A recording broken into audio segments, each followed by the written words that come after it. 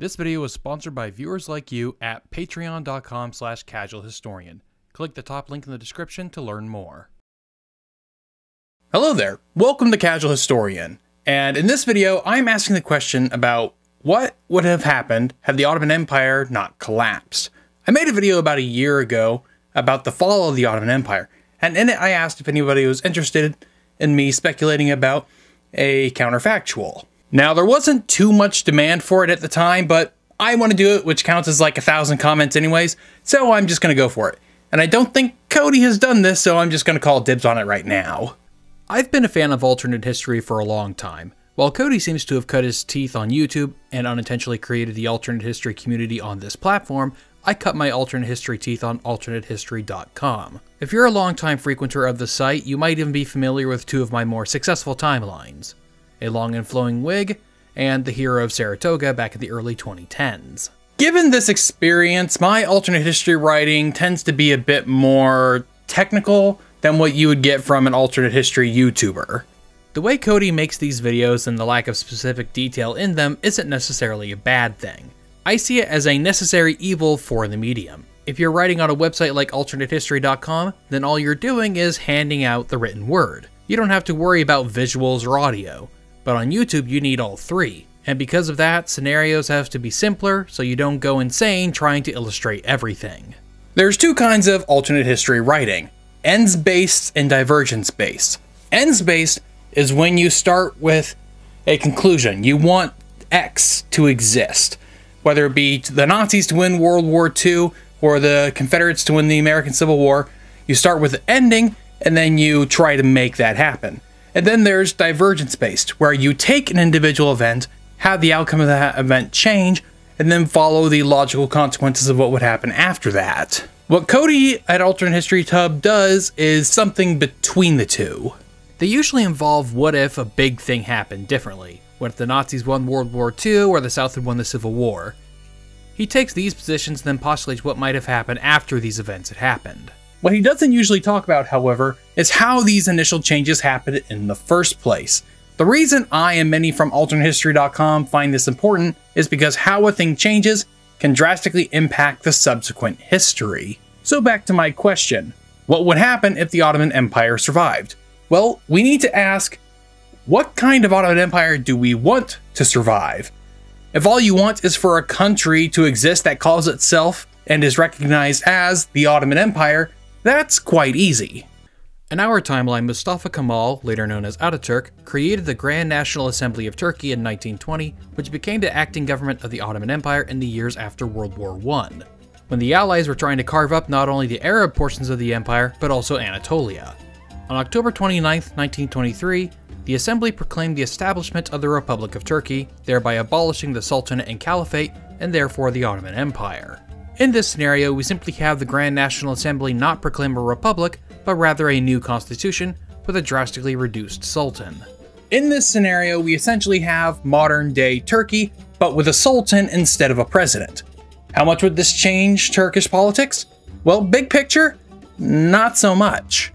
The Ottoman Empire had an issue with military coups overthrowing sultans in favor of those who supported the military. After the republic was established, Turkey would also have a penchant for coups, having some in 1960, 1971, 1980, possibly 1993, 1997, and most recently there was an attempted coup in 2016. Most of these coups were precipitated by a rise in Islamism. Since the proclamation of the Republic, the Turkish military has been a bastion of secularism in Turkey. And whenever Islamist politicians started to gain too much power or popular support, the military would swoop in, overthrow that government, and restore a secular order. The biggest change in this timeline would be the status of religion in society. Mustafa Kemal did everything within his power to try and westernize Turkey, going as far as to ban traditional headwear such as the turban or fez in order to make the kind of prostrated prayer Muslims do more difficult. He also changed the Turkish language to use the Latin alphabet instead of writing in Arabic. With the Sultan still in power and theoretically Sunni Islam remaining the official state religion, Islam isn't relegated as much as it is in our timeline. What this could lead to is anyone's guess, but I think one of the reasons Islamists in modern Turkey are always populist is because for so long Islam didn't have a non-political means of expressing itself. So in this timeline, I don't imagine the same problems with religion. which means coups would most likely occur as a means of one political faction trying to oust another for typical state power reasons like a normal dysfunctional country. This is the easiest one, but it's not the one you're looking for, is it? You want a surviving Ottoman Empire that looks more like the Ottoman Empire of old than it does modern Turkey. So let's start with what the empire looked like on the eve of World War I. How do you get an Ottoman Empire to survive while continuing to look something like this? The easiest answer is to keep the Ottoman Empire out of the war. Involvement in the war wrecked the Ottoman Empire both politically and economically. They were constantly on the verge of bankruptcy throughout the war, and the Allies were constantly trying to incite rebellions within its borders. The Ottomans also had a long-term distrust of the Armenians, who frequently sided with the Russians in wars between the two, which resulted in the genocide of the Armenians, Greeks, and Assyrians within the empire. The eventual collapse of the empire resulted in the carving up of the Middle East into what we know today. Let's stop ourselves and ask for a minute. Why did the Ottomans get involved in the war? Well, it was partly due to a treaty obligation. On July 30th of 1914, the Ottomans signed a secret treaty with Germany, promising that it would declare war on Russia at its earliest convenience. Okay, so why did they sign a treaty with Germany? It is due to the history of war and relations between the Ottomans and the European states in the previous century. For the prior century, the Ottoman Empire lost almost every war it fought with the Europeans. The only exceptions to this were the ones where one or more European power were allied to them. The main example the Ottomans looked to was the Crimean War, when the Russians declared war on the Turks, but France, Britain, and Sardinia-Piedmont declared war on Russia and preserved Ottoman territorial integrity. The subsequent Russo-Turkish War during the Balkan crisis of the 1870s resulted in major territorial losses for Turkey due to a lack of European support. Given this history, the Ottomans were certain that they needed European backers to sustain the empire.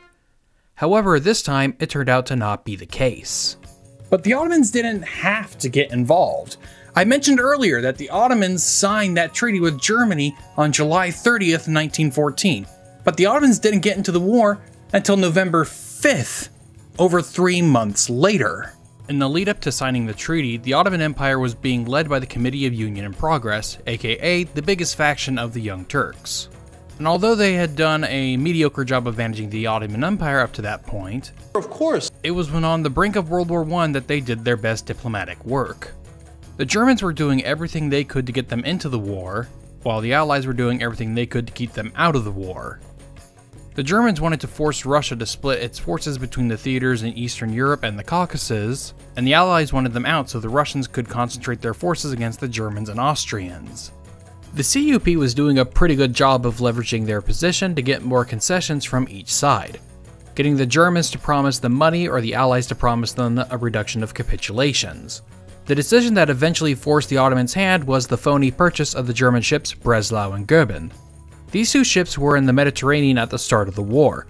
At the same time, the Ottomans had a ship that they had paid the British to build for them, the Osmanli, which was the most modern and powerful ship in the world at that time. At the outbreak of the war, however, British Secretary of the Navy Winston Churchill ordered the ship be confiscated for the Royal Navy. With the German ships on the run and the Ottomans down a powerful and expensive ship, a phony purchase was made.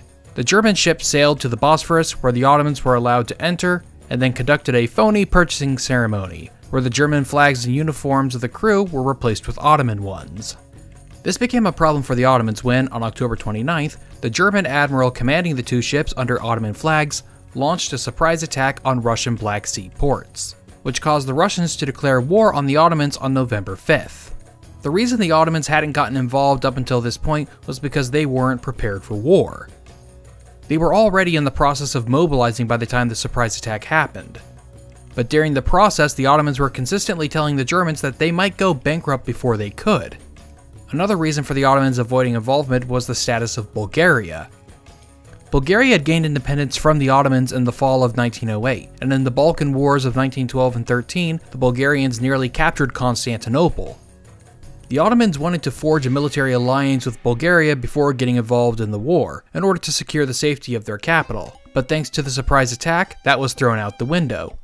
If we can prevent the attack on the Black Sea ports, we can keep the Ottomans out of the war. So, how do we do that? Well, one option is that the Ottomans don't do the phony purchase of the Goeben and Breslau. This cuts off the immediate cause of war, but not the long-term causes, that being the treaty. However, it is possible that the Ottomans could delay their entry into the war so long that it becomes politically impossible for them to enter the war. The Ottomans were waiting to secure an alliance with Bulgaria, and the Germans were made well aware of this, and knew that unless attacked, the Ottomans would remain officially neutral. Well, as it turns out, Bulgaria was playing a similar game. The Kingdom of Bulgaria was staying out of the war until it was certain that one side was going to win over the other. During 1915, both sides were making territorial promises to Bulgaria. The difference between their promises, however, was that the Allies were trying to get Serbia and neutral Greece to give over territory to Bulgaria, while the Central Powers didn't have to make an ally give up territory. This eventually resulted in Bulgaria siding with the Central Powers in September of 1915. However, they were only able to make these guarantees because of their victories on the Eastern Front, which were only possible because the Ottomans were diverting Russian troops to the Caucasus. If the Ottomans stay out of the war waiting for Bulgaria to get involved with the Central Powers, then Russian troops will stay focused in Eastern Europe. With the additional troops, the Russians have a better chance of holding back the Germans, and therefore they lose less territory. And if they lose less territory, the Germans' promise of territorial gains for Bulgaria seem less reliable. And therefore the Bulgarians remain neutral, and subsequently the Ottomans remain neutral. I believe this is the best way to keep the Ottomans out of World War I, and thereby keep the Ottoman Empire alive. Now, I could keep this video going, but it's already over 2,000 words, so I think I'm going to split this video into 2 parts. So make sure you subscribe and click that bell icon so you don't miss part 2, when I discuss the consequences of the Ottoman Empire staying out of World War I. If you want more background information on this video, I suggest you watch the video I made about the fall of the Ottoman Empire last year. Thanks for watching, and I'll see you next time.